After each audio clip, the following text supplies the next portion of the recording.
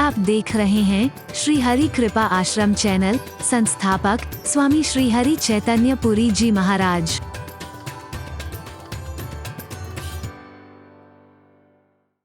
रूप हमारे सामने इसलिए रखे जाते हैं कि हम अगर कहीं विषमता भी है, विविधता भी है, तो भी हम एक होकर के कैसे रह सकें। इतनी विविधताओं, इतनी विषमताओं के बावजूद भगवान शिव का परिवार एक होकर कैसे रह लेता है। एक दूसरे के स्वाभाविक दुश्मन होते हुए, कट्टर दुश्मन होते हुए भी वो परिवार एक होकर के कैसे रह लेता है। शेर और बैल का कोई मेल नहीं है, सांप और चूहे का कोई मेल नहीं है, सांप और मोर का कोई मेल नहीं है। अग्नि का प्रचंड पुंज, वो तीसरा नेत्र जो खुलते ही सब जला के खाक कर दे, और ऊपर गंगा जी, दोनों साथ मिलकर रहते हैं। और परमात्मा ने, प्रकृति ने हर व्यक्ति को यह संदेश दिया है कि देखो कैसे आपस में मिलकर रहते हैं, और उसका लाभ क्या है। हर व्यक्ति का शरीर पंच तत्वों का बना हुआ है, और पांचों के पांचों तत्व बेमेल तत्व हैं, एक दूसरे से कोई मेल जोल नहीं है। इसी मेरे शरीर में अग्नि तत्व भी है, जल तत्व भी है। हरि बोलना, मेल है कोई? बोलो ना, बेमेल तत्व है। इसी मेरे शरीर में वायु तत्व भी है और अग्नि तत्व भी है, एक दूसरे के दुश्मन है। हरि बोलना। पानी भी है, हवा भी, वो तो सुखा देगी उसको। बेमेल तत्व हैं। इसी में आकाश तत्व भी है और पृथ्वी तत्व भी है।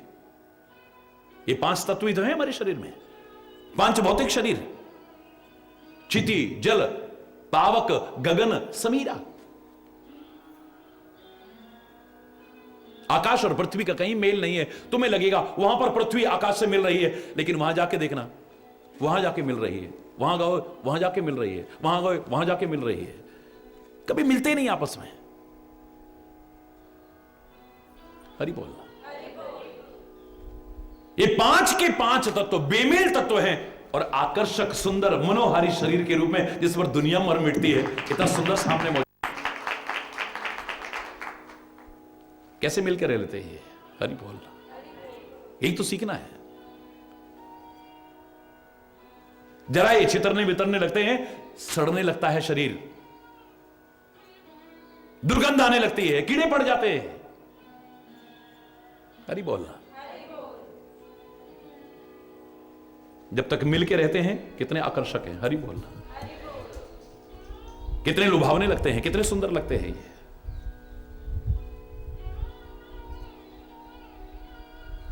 हरि बोल।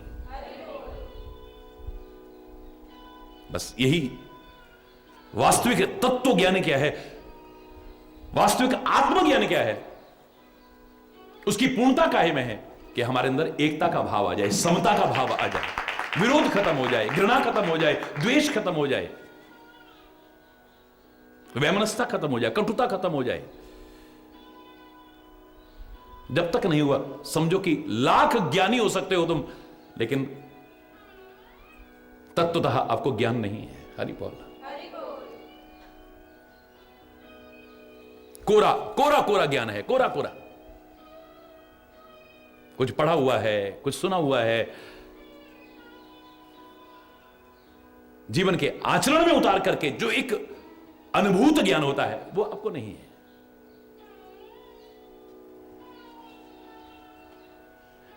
बिन विज्ञान की समता आवही, को अवकाश की नभ बिन पावही।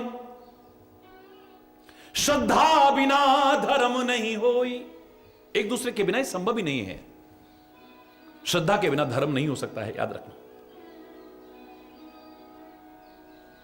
धर्म के चार पद कहे हैं, बिना श्रद्धा के नहीं हो सकते हैं कभी। आप ज्ञान भी अर्जित करना चाहें तो श्रद्धावान लभते ज्ञानम, भगवान कृष्ण भी कह रहे हैं। श्रद्धावान ही ज्ञान प्राप्त कर सकता है, बिना श्रद्धा के नहीं। क्लास में आप श्रद्धापूर्वक बैठोगे, आप क्या हासिल कर लोगे आप देखिए। पैसे लेता पढ़ाता है, कौन सा जता रहा है, बोलते रहे, हम पता नहीं क्या क्या सोच रहे हैं। पढ़ाने वाला पढ़ा गया, आपके दिमाग से निकल गया वो। आप ज्ञान प्राप्त कर ही नहीं पाओगे कभी भी। आपके मन में श्रद्धा नहीं है तो आप प्राप्त नहीं कर सकते हो कभी।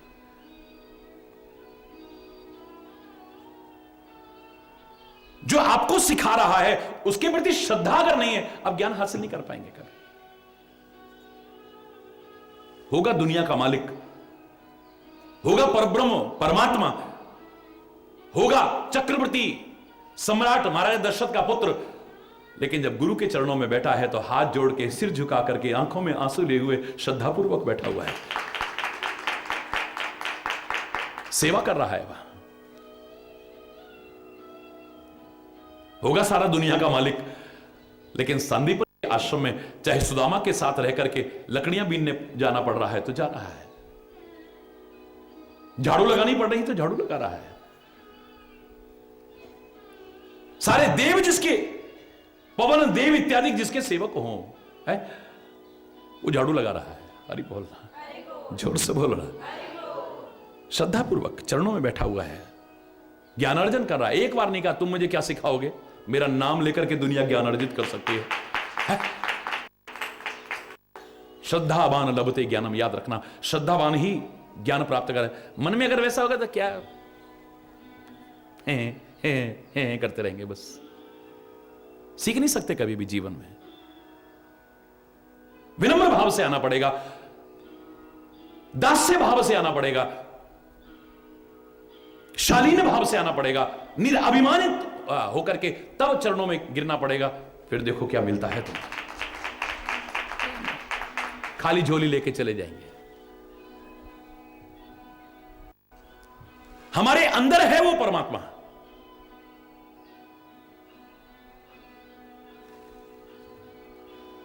लेकिन तुलसी ने बड़े प्यारे शब्दों में कहा है, भवानी शंकरो वंदे, बोलो शंकरो श्रद्धा विश्वास रूपिणो, याभ्याम बिना न पश्यन्ति, याभ्याम बिना पश्यन्ति, सिद्धः स्वान्तस्तमीश्वरम, सिद्धः स्वान्तस्तमीश्वरम। एक साधक तो कर्ण में स्थित ईश्वर के अगर दर्शन करना चाहें, श्रद्धा और विश्वास ना हो तो नहीं कर सकते कभी। मेरे भगवान शिव और पार्वती का स्वरूप क्या है? वो कहते हैं भवानी शंकरो वंदे श्रद्धा विश्वास रूपिणो। श्रद्धा और विश्वास का प्रतिरूप है। श्रद्धा और विश्वास नहीं होगा, आप ज्ञानार्जन नहीं कर पाएंगे। श्रद्धा और विश्वास नहीं होगा, अंतःकरण में ईश्वर स्थित है लेकिन आप दर्शन नहीं कर पाएंगे। श्रद्धा और विश्वास नहीं होगा, आप सेवा नहीं कर सकते। चाहे माता पिता की सेवा करना चाहो, गुरु की सेवा करना चाहो, वतन की सेवा करना चाहो, समाज की सेवा करना चाहो, किसी की भी सेवा, अगर श्रद्धा नहीं, आप सेवा नहीं कर सकते। सेवा कर ही नहीं पाएंगे आप। जहां आपके मन में श्रद्धा और विश्वास होगा, सर्वस्व अर्पण कर दोगे, सर्वस्व अपने आप को अर्पण कर दोगे, रह तो क्या गया। और फिर कोई कुछ कहेगा क्या चढ़ा रहे हो, बोले अर्पित करने को चरणों में अब रह ही गया है क्या बाकी, लिख दिया सभी पर नाम तेरा ए सदगुरु पूर्ण अविनाशी। बाकी बचा ही क्या है, जब मैंने अपने आप को चढ़ा दिया अब क्या चढ़ाऊं। हरि बोल, कुछ बाकी नहीं रह गया। कुछ जो मैंने आपसे उस दिन भी कहा, आप रोज आरती में बोलते हो, उस रचनाकार की भावना पर देखिए आप, उसने यही रचना खत्म कर दी थी। आगे हरिहर स्वामी कहता हरिहर स्वामी, ये इनकी लिखी रचना नहीं है, श्रद्धानंद जी की लिखी है। और उन्होंने रचने अपना नाम इशारा किया है, विषय विकार मिटाओ पाप हरो देवा, श्रद्धा भक्ति बढ़ाओ संतन की सेवा। संतों की सेवा करूं मैं, सदगुरु की सेवा करूं मैं, बड़ों की सेवा करूं मैं, बुजुर्गों की सेवा करूं मैं, राष्ट्र की सेवा करूं, लेकिन नहीं हो पाएगी सेवा। अंत में कहा है, पहले कुछ और कहा है, पहले विषय विकार मिटाओ। जब तक विषय और विकार है, सेवा नहीं हो सकती है। आंखें कहीं भटकती रहेंगी, कान कहीं भटकते रहेंगे, नासिका कहीं भटकती रहेगी, मन कहीं भटकता रहेगा, तुम सेवा नहीं कर सकते हो कभी भी। दिमाग कहीं भटकता रहेगा, सेवा हो ही नहीं सकती हमसे। मन में गंदगी और तुम सेवा करोगे। मैं ही कहता हूं नथिंग इज इम्पॉसिबल, लेकिन इसके लिए कह रहा हूं how it can be possible, हो ही नहीं सकता कभी। सेवा के लिए शर्त है, पहले इस क्रम को पार करना पड़ेगा आपको। या किसी की भी सेवा करना चाहो, विषय विकार मिटाओ, पाप हरो देवा, पहले पाप को दूर करना पड़ेगा, गंदगी को दूर करना पड़ेगा। विकारों को दूर करना पड़ेगा। तब श्रद्धा भक्ति बढ़ाओ, उसके बाद श्रद्धा बढ़ेगी, आपकी भक्ति बढ़ेगी, फिर संतन की सेवा तब हो पाएगी, नहीं हो सकती वरना।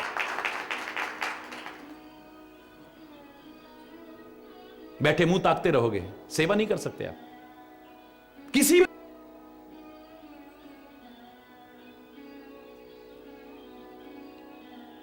श्रद्धा बिना धर्म नहीं हो, श्रद्धा बिना हो ही नहीं सकता कभी। धर्म शंका का नहीं, श्रद्धा का विषय है, याद रखना। चाहे माता पिता की सेवा का धर्म हो, चाहे परोपकार का धर्म हो, चाहे सत्य का धर्म हो, किसी को भी धर्म मान सकते हैं। अब ये सारे धर्म के ही प्रतिरूप है। सत्य धर्म है, अहिंसा धर्म है, परोपकार धर्म है, सेवा धर्म है, ये सब धर्म है।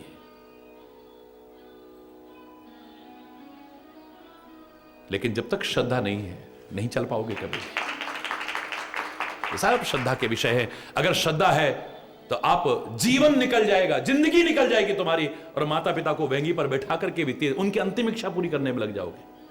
और श्रद्धा नहीं, क्या मम्मी पापा तीर्थ, आपको तो बस आप जानते हो, अपने ड्यूटी छोड़ के जाऊं मैं। अब कुंभ आ गया तो स्नान कराने, अब ये तो अरे रोज आता है कुंभ, यहीं पर गंगा जी का नाम लो, यहीं यमुना जी का नाम लो, यहीं गोदावरी का नाम लो, यहीं पर सरस्वती का नाम लो, यहीं नर्मदा जी का नाम लो। कोई जरूरी है वहीं जाने से, वहां भीड़ धक्के खाने से? छुट्टी, सॉरी, वही छुट्टियां बाकी भी नहीं है, पहले बच्चों के चक्कर में वो हो गया, ये हो गया, तुम्हारे पर नहीं टाइम मिलेगा।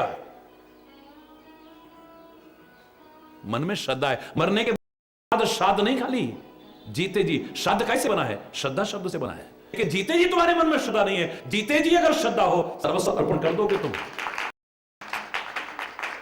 फिर श्रद्धा मन में होगी तो तुम अर्पण करने का भाव रखोगे। ये नहीं कहो हमें क्या मिला, हमको क्या दिया मम्मी पापा ने, क्या दिया हमको गुरु महाराज ने, क्या दिया इस वतन ने हमको, क्या दिया भगवान ने हमको, हमने मेहनत करी। अरे बोलना, यही बोलते रहोगे जिंदगी भर, अनग्रेटफुल होते रहोगे।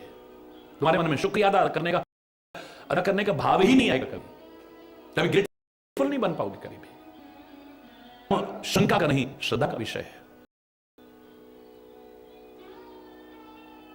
अगर शंका आपके मन में है तो ना प्यार रहेगा, ना भक्ति रहेगी, ना आस्था, ना विश्वास, कुछ नहीं रहेगा आपके मन में। तुम भगवान से क्या कह रहे हो? तुम अपने घर में देख लो, पति पत्नी के मन में शंका गई, प्यार कर पाओगे? एक दूसरे से शक आ गया, आपका प्यार रहेगा? भाई भाई के मन में शक आ गया, चाहे भाई हमारे पर जान न्यौछावर करने वाला हो, लेकिन शक आ गया, प्यार रहेगा? परमात्मा के प्रति रहेगा, ब्रह्म में मत रहना। सदगुरु के प्रति रहेगा, ब्रह्म में मत रहना, शंका नहीं। श्रद्धा रखो जगत के लोगों, अपने दीनानाथ पर। बड़ा अच्छा प्यारा भजन था जो बचपन में सुना करते थे। लाभ हानि और जीवन मृत्यु, मारने वाला है भगवान, बचाने वाला है भगवान। हरि बोलना। ये सुख दुख जो आ रहे हैं हमारे कर्मों का निमित्त है। खुद गलत कर्म करके दुख पाएं और श्रद्धा उससे हटाएं, ये मूर्ख कर सकता है, समझदार नहीं कर सकता है।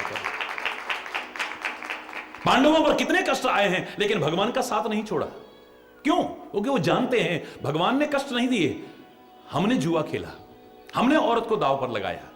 इस द्रौपदी के मुंह से जले कटे शब्द निकले, अंधे की अंधी औलाद रही ना, तब ये सारा बवाला पैदा। ये बवाला हमारा पैदा किया हुआ है, भगवान का पैदा किया हुआ नहीं है। हरि बोलना। इसलिए एक भक्त हमेशा एक ही बात कहता है कि सुख दुख की चिंता है ही नहीं, भय है विश्वास न जाए कहीं, टूटे न लगा यह तार रहे, जगदीश हरे जगदीश हरे। मेरे मन से कभी भी ये तार न टूट जाए, ए करतार तेरे साथ जो तार जुड़ा है मेरा, ये कभी टूट ना जाए कभी। सुख दुख की चिंता है नहीं, सुख दुख तो मैंने जो कर्म किए हैं वो आएगा, मेरे को उसकी चिंता नहीं है, पर भय है विश्वास न जाए कहीं, मैं तेरे से कहीं दूर ना हो जाऊं। आप कभी सोच सकते हैं हनुमान जी के मन में कभी भय आएगा? मेरी भावना है ये, देखिए आप, दुनिया के भय दूर करने वाले पवन पुत्र हनुमान के मन में कभी भय आएगा? सोच सकता कोई कभी? महाकाल है वो, उसके मन में डर कभी आ सकता है? सवाल ही नहीं है, कभी नहीं आएगा। लेकिन आया। कैसे आया? समुद्र के पार पहुंचे हैं, जैसे तैसे बाधाओं को पार करते हुए, परीक्षाओं को पार करते हुए।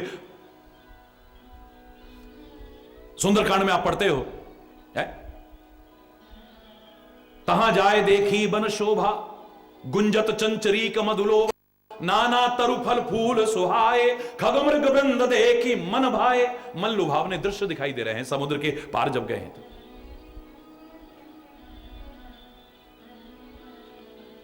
मन को खींच रहे हैं, आकर्षित कर रहे हैं। सैल विशाल देख एक आगे, तापर धाय चढ़े भय त्यागे। भय तो वो त्यागेगा जिसके मन में भय होगा। भय है तभी तो त्यागेगा ना आदमी। भाई शराब जो नहीं पीता होगा उससे कहोगे इसने शराब त्याग दी। जो जुआ ही नहीं खेलता उससे कहोगे कभी जुआ त्याग दिया इसने? हरि बोलना। भय त्याग करके चढ़े हैं और दौड़ करके गए, भागे। तापर धाये चढ़े, दौड़ करके गए। कहीं ना कहीं भय है। ये मन लुभावने दृश्य मेरे को अपने ओर आकर्षित करके मुझे अपने लक्ष्य से दूर न कर देगा। याद रखना, ये हमको सिखाने के लिए है। ये मन लुभावने जो दृश्य होते हैं हमें हमारी मंजिल से भटका देते हैं। हमें हनुमान को नहीं भटकाएंगे, लेकिन हमें सिखाने के लिए ये डर आना चाहिए हमारे। काल से नहीं डरने की आवश्यकता, मृत्यु से डरने की आवश्यकता नहीं, भगवान से भी प्यार करो, उनसे भी डरने की आवश्यकता नहीं। लेकिन हमसे कुछ गलत ना हो जाए, हम मार्ग से न भटक जाए, इसका डर तो रहना चाहिए हमें। किसी का बुरा ना हो जाए, किसी का अहित ना हो जाए, इसका भय होना चाहिए हमें। परमात्मा से कहीं हम दूर ना हो जाए, इसका भय होना चाहिए हमें। धर्म से कहीं दूर ना हो जाए, सदगुरु से कहीं दूर ना हो जाए, भय होना चाहिए, इस बात का डर होना चाहिए मेरे मन में। दूसरी बात मैंने हनुमान जी को देखा है, जामवंत प्रशंसा किए जा रहे हैं और श्री राम भी प्रशंसा किए जा रहे हैं, तो वहां फिर हनुमान जी के मन में डर आया है। इस प्रशंसा को सुन करके कहीं अकड़ ना आ जाए, अभिमान ना आ जाए और भगवान मुझसे दूर ना हो जाए, भय पैदा हो गया है।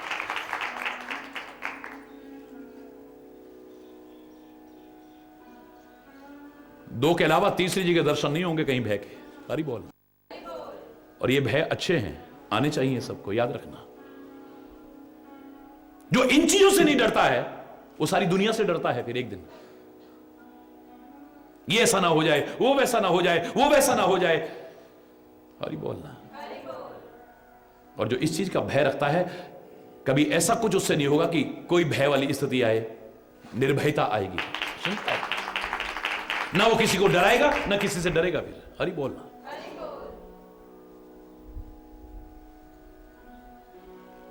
बाकी इतना निश्चित है, श्रद्धा बिना धर्म नहीं हो, बिन महि गंध की पावई को। बिना पृथ्वी के गंध नहीं मिल सकती हमें। ये जितनी भी दुनिया में गंध है, ये सब पृथ्वी आधार बनी है उन गंध का। आप पृथ्वी की ही गंध देखिए, आप माटी की गंध देखिए। वर्षा की पहले बूंदें गिरती हैं, वो सोंधी सोंधी महक, आहा। अपने वतन की माटी की उस गंध को याद करके वो वीर अमर शहीद सारे कष्ट हंसते हंसते झेल जाते थे। बाहर रहकर के भी अपने वतन के प्रति याद बनी रहती थी उन लोगों के मन में।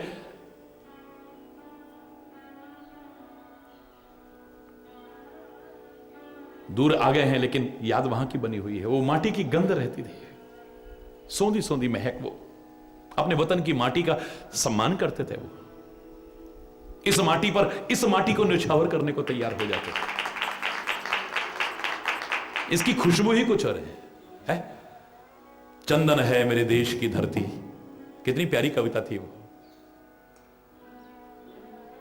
चंदन की खुशबू भी इसके आगे कुछ नहीं। लेकिन चंदन भी जो पैदा हुआ इस मिट्टी में पैदा होकर के हुआ है, याद रखना। गुलाब भी पैदा हुआ इसी पृथ्वी से ही पैदा हुआ है।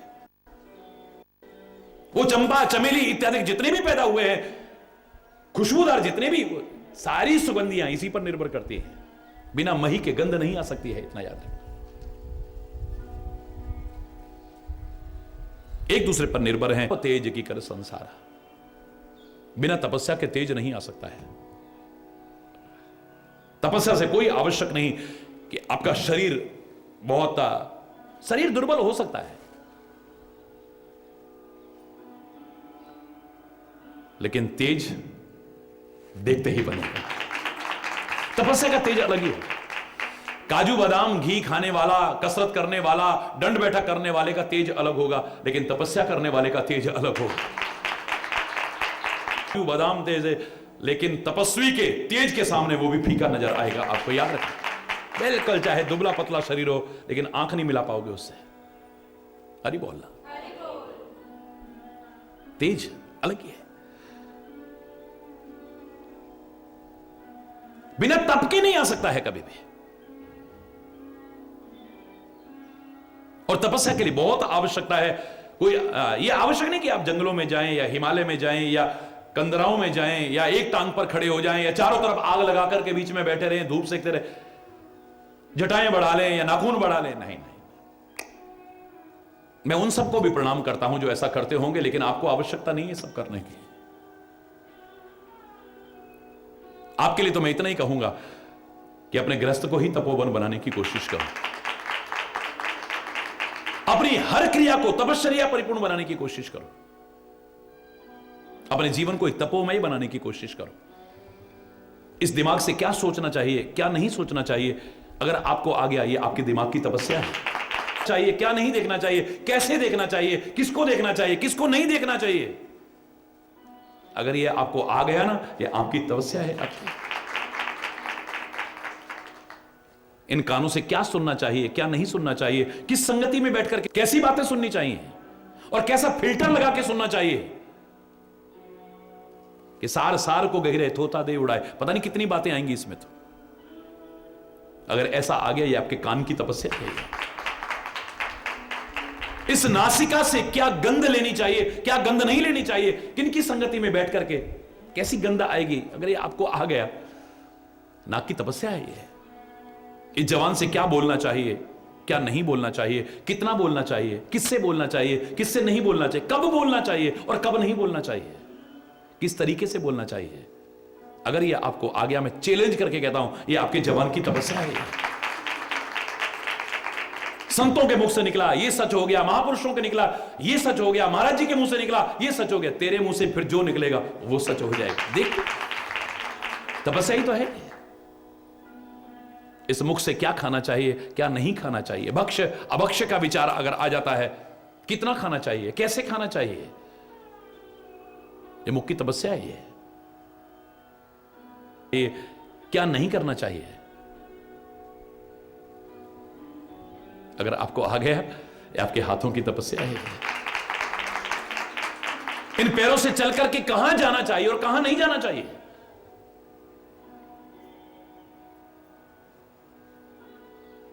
ये पैरों की तपस्या ही है। मेरे हृदय में क्या भाव आने चाहिए, क्या नहीं आने चाहिए, ये आ गया और इस पर चल गए, ये आपके हृदय की तपस्या है बहुत बड़ी। इस शरीर का मुझे क्या उपयोग करना चाहिए, अपने साधनों का क्या उपयोग करना चाहिए, अपनी शक्ति का क्या उपयोग करना चाहिए, अपनी सामर्थ्य का क्या उपयोग करना चाहिए, अगर आपको आ गया, ये आपके जीवन का, आपके साधनों का, अपनी सामर्थ्य का, आपकी शक्ति का, ये तप है, बहुत बड़ा तप, तेज आएगा। देखो, देखती रह जाएगी दुनिया। सुंदर तो एक से एक पड़े हैं दुनिया में, लेकिन संतों महापुरुषों को देख करके दुनिया दीवानी हो जाती, करोड़ों करोड़ों लोग दीवाने। आखिर कुछ तो होगा ना, वहां कुछ तो होगा जो तुम्हारे अंदर नहीं है। इतने सुंदरता का अभिमान करने पर भी, इतने सौंदर्य प्रसाधन इस्तेमाल करने के बाद भी, इतना सज धज के रहने के बाद भी, कैसे कैसे कपड़े और गहने पहनने के बाद भी वो आकर्षण नजर नहीं आता। हरि बोलना, तेज नहीं है। हरि बोलना। कितना बोलने वाले होंगे, लेकिन उनकी मुख की वाणी सुनने के लिए दुनिया दीवानी हो जाती है। अगर कुछ तो होगा ना, तेज ओज है। बिना तपस्या के तेज नहीं आ सकता। तप तो वैसे भी जीवन में मैंने हमेशा कहा है, आवश्यकता है। बिना तपे कुछ नहीं है। अगर तप नहीं करोगे, तपना तो पड़ेगा तुम्हें, फिर क्रोध की आग में तपोगे, द्वेष की आग में तपोगे जरूर, अगर तप नहीं करोगे तो।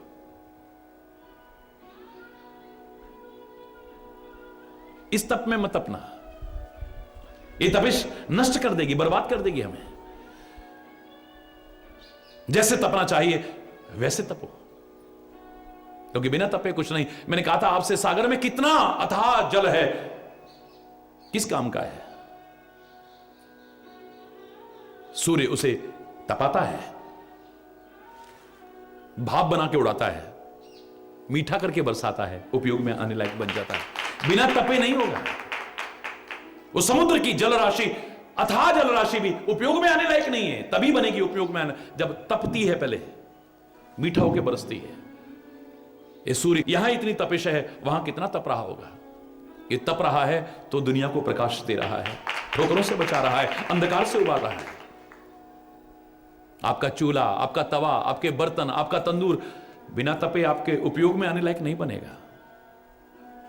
खाने में से कोई भी धातु निकलती है, बिना तपाई उपयोग में आने लायक नहीं। उसमें विकृतियां नष्ट करते हैं, पहले तपाते हैं उसे, चाहे वो लोहा हो, चाहे सोना हो, चाहे चांदी हो या तांबा हो, कोई भी धातु क्यों ना हो, उपयोग में आने लायक नहीं बनती है। तपाते हैं पहले, तब उपयोग में आने लायक बनाती है। ब्रह्मा के जीवन को देखे वो तप कर रहा है, शंकर के जीवन को देखे वो तप कर रहा है, विष्णु के जीवन को देखे वो तप कर रहा है। जब वो तप कर रहे हैं तो हमें भी तपना बहुत जरूरी है। करके पाया है इतना। जो आज बच्चे मस्ती मारते हैं, वो बाद में कैसा जीवन जीते हैं सब जानते हैं। और आज जो तप लेते हैं, ये तप है उनका। हर तरफ से ध्यान हटा करके, एकाग्रचित्त होकर के अपने कैरियर के प्रति जागरूक होना। अब माता पिता भी रात दिन लगे हुए हैं, काहे के लिए? हमारे बच्चे किसी चीज में पीछे ना रह जाएं, अच्छे स्कूल में एडमिशन इनको दिलाएं, इनके लिए अच्छी से अच्छी फीस का इंतजाम कर रहे हैं, अच्छे से अच्छे कपड़ों का इंतजाम कर रहे हैं, सारी सुविधाएं दे रहे हैं। कैसे कैसे तपते हैं, सुबह से रात तक भाग दौड़ करते हैं, काहे के लिए? खाली अपने पेट के लिए होता तो 2 रोटी कमा सकता था कोई भी। उनका तप है। और बच्चे जब कुछ बन जाते हैं तो उनकी तपस्या सफल हो जाती है। ये तप ही तो है। कितनी हमारी माताएं बहनें हैं जिनका जीवन साथी नहीं रहता है दुनिया में। कितनी ऐसी माताएं बहनें हैं हमारी, कितनी हमारी बेटियां हैं ऐसी, खाली स्वार्थी बनकर के अपने जीवन तक सारी अपनी जिंदगी कुर्बान कर दी। छोटी सी अवस्था में ही वैधव्य को प्राप्त हुई। कितनी मैं देवियों को जानता हूं ऐसे, वो भी चाहती तो अपना घर बसा लेती फिर से। लेकिन मैं बताना चाह रहा हूं कि मेरी औलाद का क्या होगा पीछे। सारी जिंदगी लगा दी। कितनी बड़ी तपस्या है उनकी। अपना ध्यान नहीं रहा, खाली इनको बनाए, तपो में जीवन जी रही है। हरि बोल। अरे राक्षसों को भी शक्ति सामर्थ्य मिली है बिना तपस्या के नहीं। रावण ने भी तपस्या की है, भस्मासुर ने भी तपस्या की है, कुंभकर्ण ने भी तपस्या की है, विभीषण ने, बिना हिरण्यकश्यप ने भी तपस्या की है, हिरण्याक्ष ने भी तपस्या की है, बिना तपे नहीं। फर्क इतना है, तप करके बहुत कुछ मिला, बस एक ने सदुपयोग किया, एक ने दुरुपयोग किया, एक ने अपने जीवन को और आगे बढ़ाया, एक ने अपनी तपस्या भी नष्ट कर दी, शक्ति भी नष्ट कर दी और स्वयं भी नष्ट हो गए। बस दुरुपयोग किया। तपे दोनों, मिला दोनों को, लेकिन एक ने दुरुपयोग किया, एक ने सदुपयोग किया है प्राप्त शक्ति का, सामर्थ्य का, साधनों का। हरि बोल। बाकी इतना निश्चित है कि बिना तपस्या के आदमी समाज के लिए भी, अपने लिए भी, किसी के लिए भी उपयोगी नहीं बन सकता है कभी भी। और जब तपता है तो तेज देखने लायक होता है। जैसे सोना बड़ा मैला सा नजर आ रहा है सोना ही, लेकिन जब आग में डाल देते हैं तो कुंदन सा तेज चमकता है। जब तपता है तो फिर उसका तेज निखर करके आता है।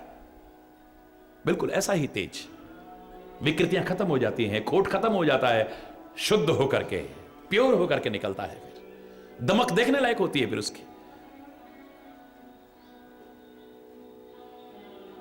ऐसे ही तपस्या की आग में जल करके ही, तप करके ही व्यक्ति का कुंदन सा तेज चमकता है, बिना उसके नहीं हो पाएगा। और मैंने आपसे कहा था, हमारे जीवन के लिए तपस्या का अर्थ क्या है? वो तपस्वी क्या करते थे? सहन करते थे, भूख प्यास सहन करते थे, लोग ताने मारते थे, उनको सहन करते थे। सहन शब्द आएगा निचोड़ करके उन तपस्वियों के बारे में। हमें वो तपस्या नहीं करनी है, लेकिन उसका जो अर्क निकल के आया है, जो रस निकल कर, यानी जहां आवश्यक हो वहां सहन शक्ति हमारे अंदर आ जाए, यही तप है हमारा। जो मैंने हमेशा कहा है कि 3 चीज जीवन में आए। एक, हमें ठीक से रहना आ जाए जहां भी हम रहते हैं। एक, अपनी बात ठीक से कहना आ जाए, जो भी सहना आ जाए, यही स्वर्ग उतर आएगा, यहां स्वर्ग उतर आएगा, वरना जिंदगी नरक जैसी बन जाएगी। हरि बोलना।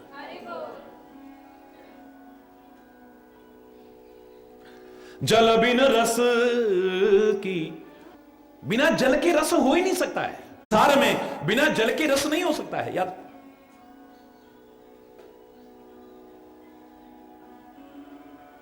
जीवन में भी अगर आप चाहते हो रस आए, भगवान को भी हम क्या रस प्रेमावतार कहते हैं, क्योंकि प्रेम का रस है वहां पर, प्रेम का अमृत है वहां पर।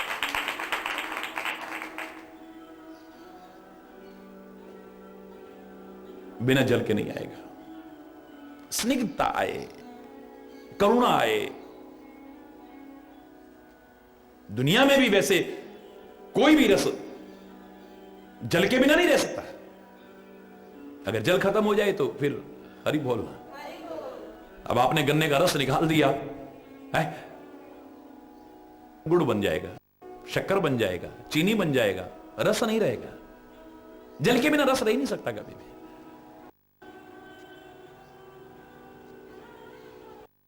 किसी भी चीज का आपने रस निकाला, जैम बन जाएगा, जेली बन जाएगा। जल की आवश्यकता है। और जीवन में भी अगर रस चाहते हो, आनंद का रस चाहते हो, तो आपके जीवन में भी जल आना चाहिए। तभी कहा था, रही मन पानी राखिए, बिन पानी सब सून। आपकी आंखों में दुख के नहीं, लेकिन प्यार के आंसू जरूर होने चाहिए। दुख को देख करके जो करुणा के आंसू आते हैं, वो जरूर होने चाहिए आपके। द्रवित हो जाए आप, कठोरता ना आए तुम्हारे अंदर। इस जल में वो ताकत है, याद रखना, जो पत्थर को भी पिघला के रख दे। तभी तो मैं कहा करता हूं, कौन कहता है पत्थरों में दिल नहीं होता? झरने बता रहे हैं कि पहाड़ भी रोते हैं। झरने बता रहे हैं कि पहाड़ भी रोते हैं। और पानी में इतनी ताकत है, रस्ते रस्ते पत्थर को भी पिघला देता है, घिस जाता है वहां से। लुढ़कते लुढ़कते लुढ़कते लुढ़कते इतना पत्थर इतना सा रह जाता, गोल मटोल हो जाता है बिल्कुल। हरि बोलना।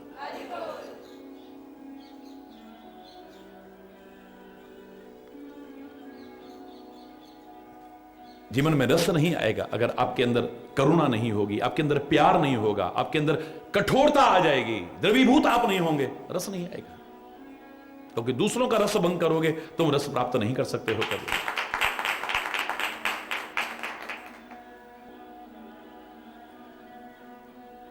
शील की मिल बिन बुद्ध सेवकाई। बुद्धिमानों की सेवा किए बिना आपके अंदर शीलता नहीं आएगी यार। ज्ञान आ सकता है, आजकल तो इंटरनेट पर है, सारी किताबें भी मिल जाती हैं, यहां बैठे बैठे सारा पढ़ते रहो आप, हो सकता है ज्ञान हासिल हो जाए, लेकिन ज्ञान का अभिमान आ जाएगा। ये भी मैं जानता हूं, ये भी मैं जानता हूं, ये भी मैं जानता हूं। शीलता नहीं आए क्या, विनम्रता नहीं आए क्या? और विद्या का तात्पर्य क्या है? विद्या ददाति विनयम। आपका परिचय मिलता है आपकी विनम्रता से, आपकी शालीनता से आपका परिचय मिलता है, आपकी अकड़ से आपका परिचय नहीं मिलता है। आपके व्यक्तित्व में निखार आता है, आपके व्यक्तित्व का परिचय दे रहा है। क्योंकि जिन शाखाओं पर फल लग जाते हैं, झुक जाती हैं, विनम्रता आती है। जिस बादल में रस आ जाता है, वो ऊपर गोरे चिट्टे नहीं दिखते, नीचे झुकाते हैं। पहाड़ों में जाओ, कई बार वो हमारे नीचे, हम कहते हैं बादलों से भी ऊपर चल रहे हैं हम। हरि बोलना। पहाड़ों में वैसे भी आप जाओ, बादल, क्योंकि उनमें कुछ आ गया है, जला आ गया है ना, उनमें रस आ गया है। उनमें जिनके जीवन में रस आ जाता है, विनम्रता आ जाती है, सरलता आ जाती है, शालीनता आ जाती है। ज्ञान आ सकता है, लेकिन बुद्धिमानों की सेवा किए बिना शालीनता नहीं आएगी, याद रखना। विद्या तो बहुतों को मिली है, साधन बहुतों को मिले हैं, लेकिन दो लोगों में अलग अलग आपको उसका प्रभाव दिखाई दे जाएगा। भाई स्वाति बूंद केले में पड़ी कपूर बन गई, सांप के मुंह में पड़ी जहर बन गई, सीप में पड़ करके मोती बन गई। स्वाति नक्षत्र की बूंद तो एक ही है ना, लेकिन जैसी संगत नहीं करेगा वही फल देगा आपको। एक अच्छे पात्र के पास, अच्छे व्यक्ति के पास विद्या आएगी, विनम्रता आएगी। कई बार लगेगा नहीं इतना महान व्यक्ति हो सकता है सामने। कई बार अचानक मैं आता हूं और अचानक लोग मिलते कहते ये वही महाराज जी हैं जिनको लाखों की भीड़ में देखते हैं हम, अचानक कहीं को मिले। कमाल है, हमने सोचा भी नहीं था कि हमें पैर भी छूने को मिलेंगे, हमने कभी सोचा भी नहीं था अरे सिर पर हाथ भी रखा जाएगा, हमने कभी सोचा भी नहीं था उनके हाथ का प्रसाद मिल जाएगा। अरे बोलना, मैं प्रशंसा के लिए नहीं कह रहा हूं, लेकिन कुपात्र के पास वही विद्या आ जाएगी, अहंकार आ जाएगा उसके अंदर। विद्या ददाति विनयम, एक सुपात्र के पास जाती है वो विनम्रता उसे मिलती है, और एक कुपात्र के पास जाती है विद्या विवादाय, वो विवाद करता है उसी विद्या को। बात है तू ज्यादा जानता है क्या, नहीं इसका ये मतलब, नहीं इसका ये मतलब, नहीं इसका ये मतलब, दूसरे का भी समय बर्बाद करता है। एक कुपात्र के पास वही विद्या जाती है, कुफल दिखाती है अपना। हरि बोल। विद्या विवादाय धनम मदाय कारी बनता है, धर्मात्मा बनता है, किसी गरीब की मदद करेगा, असहाय की मदद करेगा, असमर्थ की, खाली रिश्तेदारों की नहीं, किसी गरीब की मदद करेगा, किसी असहाय की, किसी जरूरतमंद की मदद करेगा, या किसी अच्छे कार्य में लगाएगा। उस व्यक्ति के पास धन आया, वो परोपकारी बन रहा है, धर्मात्मा बन रहा है। लेकिन कुपात्र के पास आएगा धनम मदाय, उसके बाद धन आया, अहंकार आ जाएगा, गंदे गंदे व्यसन लग जाएगा, पार्टियां देगा, खुद भी बर्बाद हो जाएगा, उसको भी बर्बाद कर देगा। याद रखिए, आया एक सुपात्र के पास भी धन आया, एक कुपात्र के पास भी धन आया, धन दोनों के पास है। एक के अंदर धर्म की प्रवृत्ति आई, सहयोग की प्रवृत्ति आई, परोपकार की प्रवृत्ति आई, एक के अंदर अहंकार की प्रवृत्ति आई, विकारों की प्रवृत्ति आई, गंदे व्यसनों की प्रवृत्ति आई। विद्या विवादाय धनम मदाय शक्ति परेशान पर पीड़नाय। शक्ति दो लोगों के पास आती है, एक सुपात्र के पास भी आती है, एक कुपात्र के पास भी आती है। एक अच्छे व्यक्ति के पास जब शक्ति आती है, सामर्थ्य आती है, वो निर्बलों की सहायता करता है। और वही शक्ति अगर कुपात्र के पास चली जाए तो शक्ति परेशान पर पीड़नाय। हरि बोलना, वो किसी को कुछ समझता ही नहीं है, चाहे जिसके साथ दुर्व्यवहार करने लग जाएगा, अभिमान में आ गया है शक्ति के। अगर सबका निचोड़ निकाल करके एक पंक्ति में कहूं तो जो मिला है, अनमोल श्वासें मिली हैं, शक्ति मिली है, साधन मिले हैं, सामर्थ्य मिले हैं, पद मिला है, जो कुछ भी तुम्हें मिला है, इसका खाली भोग मत करो, इसका खाली उपभोग मत करो, इसका खाली उपयोग मत करो, सदुपयोग करो, न करो तो दुरुपयोग मत करना।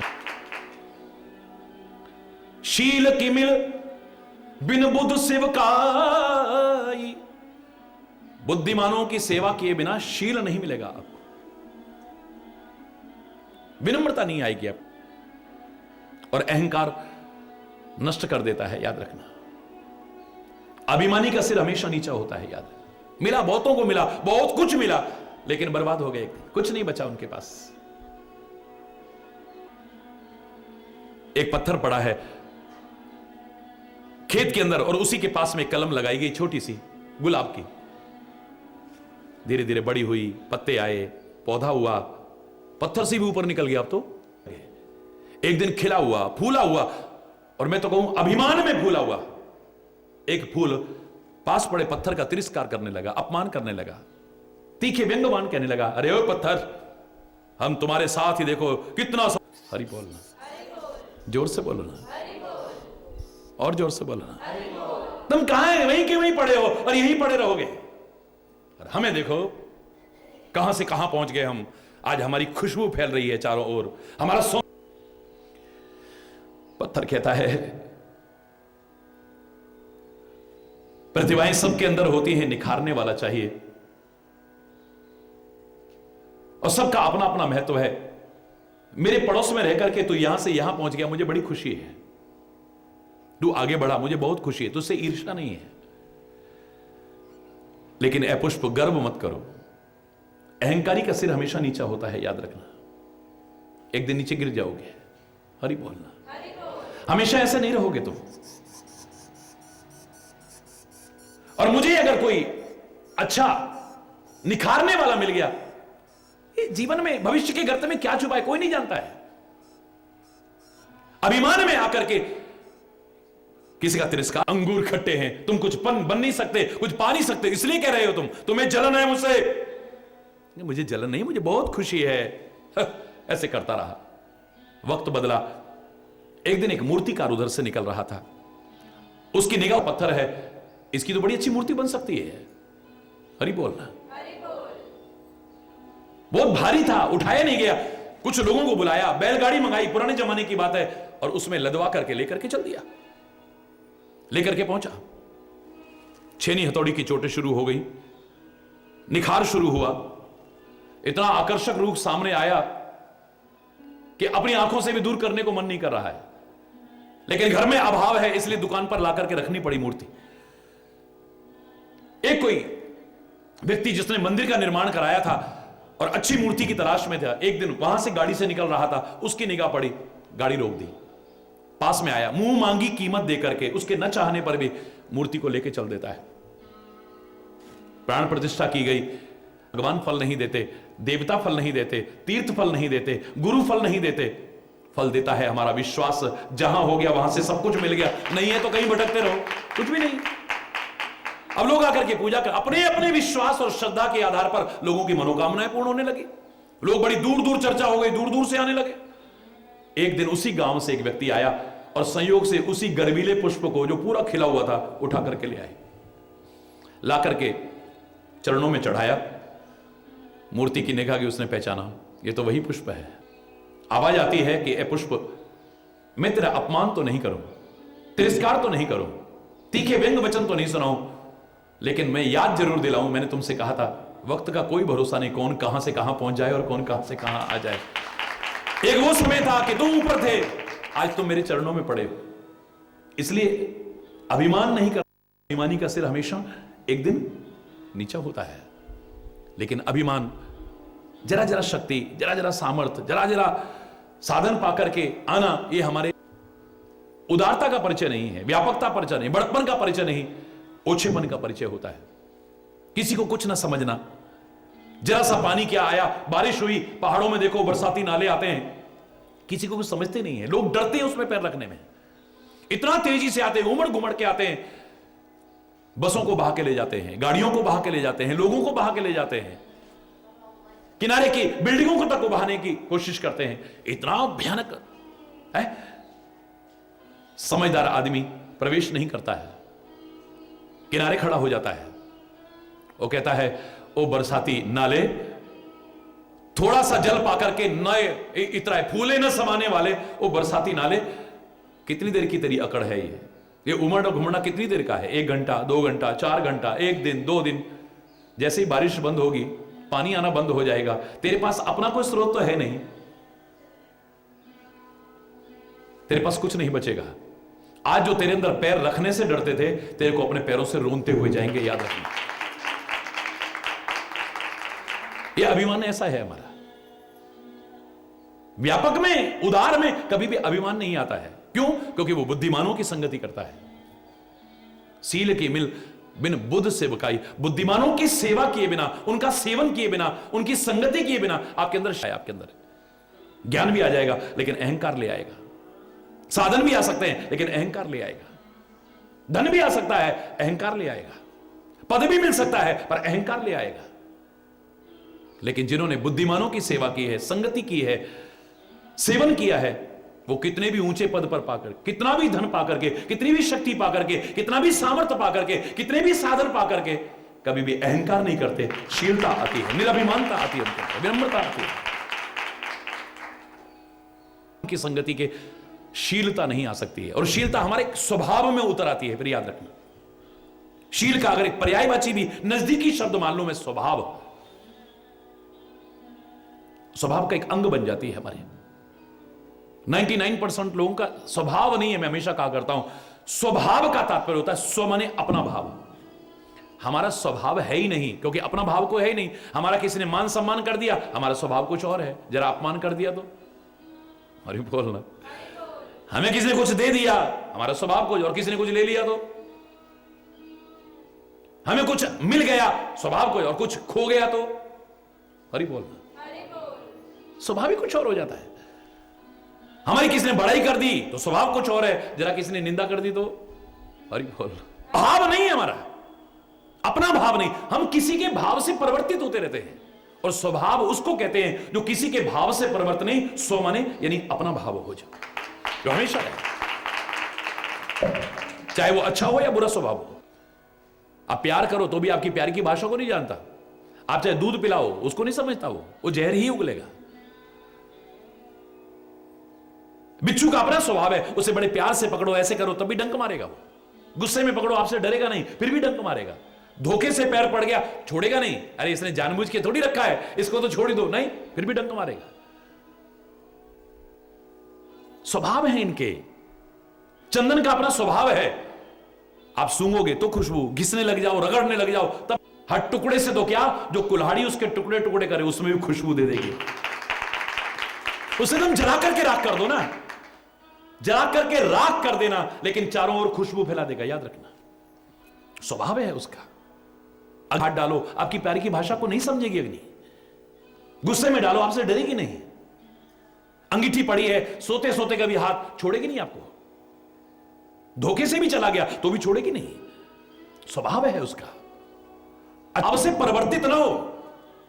दुष्ट का अपना स्वभाव है, ऐसे संत का भी अपना एक स्वभाव है। बुरा करने वाले का भी जो भला चाहे उसे संत कहते हैं। बुरा चाहने वाले का भी जो भला चाहे उसे संत कहते हैं। अपना बुरा हो जाए पर दूसरे का भला हो जाए, ये जो चाहे उसे संत कहते हैं। कष्ट पाकर के भी दूसरों को सुख पहुंचाने का भाव रखे, उसे संत कहते हैं। लेकिन दुख का जो कारण बनता है वही दुष्ट है, ये उसका स्वभाव है। अब एक बात बताइए, एक पंक्ति आमतौर से समाज में सुनने को मिलती है और लोग बोल देते हैं, शर्म भी नहीं आती है लोगों को। मस्त रहो, मस्ती में आग लगी नहीं है। खाने पीने की चीजों में मिलावट कर रहे हैं, लोग बीमार हो रहे हैं, मर रहे हैं, उनकी बला से उनको तो मिल रहा है ना। नशीले पदार्थों का सेवन करा के लोगों के घरों के चिराग बुझा रहे हैं, उनकी बला से। लोगों की जिंदगी से खिलवाड़ कर रहे हैं, उनकी बला से। उनके घर में तो मैं कई बार कहा करता हूं, लोगों के घरों के चिराग बुझा करके अपने घरों में चिराग जलाने वालों, वो चिराग तुम्हारे घर को जला के कहीं खाक ना कर दे, इतना याद रखना।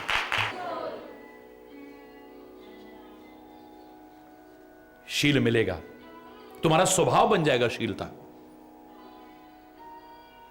लेकिन बुद्धिमानों की सेवा किए बिना, महापुरुषों की सेवा किए बिना, उनकी संगति की,